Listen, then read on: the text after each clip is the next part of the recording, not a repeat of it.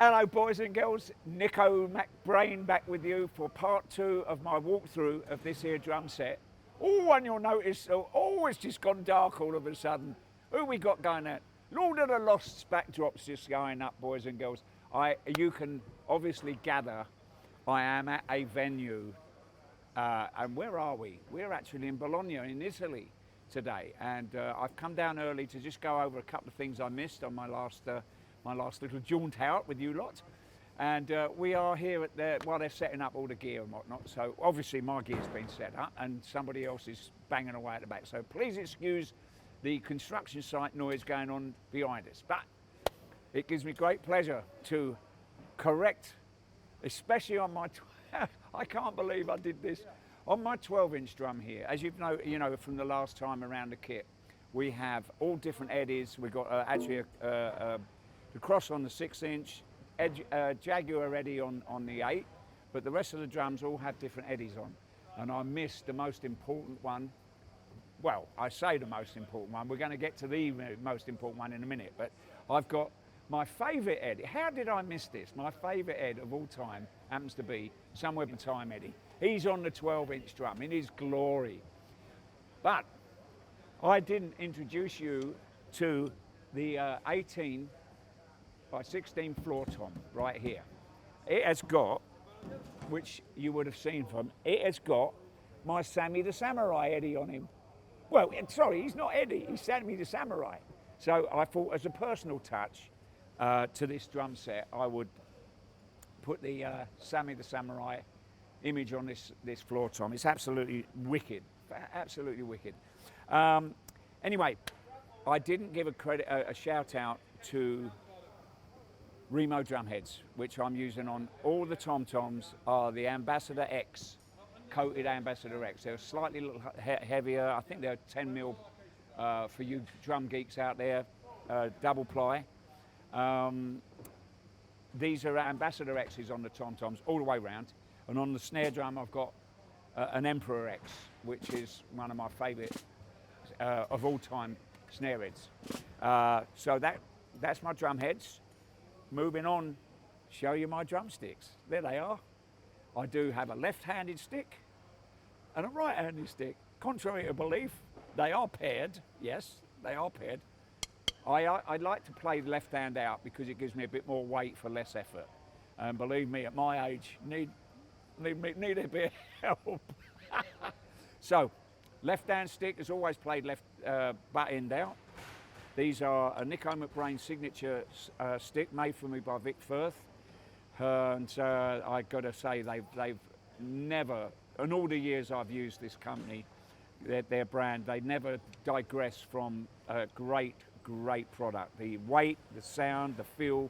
When I say sound, because they've got a note in the wood, and they try and pitch pair them. Which is, you imagine someone sitting there going for all those drumsticks, tapping them, going, oh, they sound like a pair, let's put them, right pair they are. Anyway, Vic Firth signature series sticks. So, boys and girls, leaves me with the last little introduction to you for my drum extravaganza part two. It's I've got a shout out to Dean at Protection Racket. If you notice down here on the floor, we've got a small rug that I put my little practice and warm-up kit on. Just as a sidebar, this is the first time live I've ever used a drum mat on my drum riser. Usually my kit goes straight on the floor of the riser, as it's got artwork on it, as you know from the stage productions and whatnot, from all the tours in the past. But this carpet, it's wonderful. Usually I would block the bass drum on the normal riser without the carpet. But what happened is when we went to rehearsals, we set the drums up on the mat, marked them out, you know, where they would live, all the stands, etc. And I said to Charlie, well, why do we need to redo this and mark the whole kit out again on the floor of the riser? Let's just put the carpet up there. And it's great. It works fantastic. It's 10 feet across. It's 8 feet deep, which is my size of my riser. It's perfect. So hats off to Protection Racket, to Dean, and I thank you so much for supplying me with these wonderful carpets. So boys and girls, I think they do a bunch of cases and stuff. It's a company called Protection Racket, so why not? Thank you, Dean. Last but not least, I didn't introduce you to our Senjutsu version of a kodo drum, which is she sits right up there. This is a drum that Keith Keogh made for me, especially for this tour. It's based around a 28-inch orchestral bass drum. And the beautiful thing about this is that I was going to play it for the intro of Senjutsu, but we decided, well, where are we going to play it from? Either the front of the stage or up there.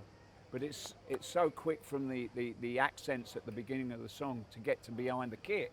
We decided to go with the tape, kick in after the tape version finishes.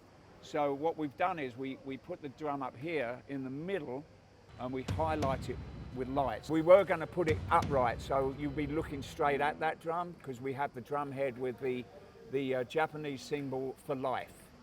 But we decided it looked better laying flat down here. So unfortunately we don't see the drum head, but it's there, boys and girls, both sides. And this was made, as I said, by Keith Keogh. He spent many hours getting this done for me. So I have to tip my hat, if I have one on, to his craftsmanship, which is brilliant. What he did with this, and I think we have a little video coming up later on BDC's website of the making of that, how he constructed it. So that's pretty much it. Part 2, ladies and gentlemen, boys and girls, of my wonderful British Drum Company walkthrough. I don't think I've forgotten anything. If I have, we'll be back for part 3. God bless you. Stay safe and well. Love you all. Bye. Take care.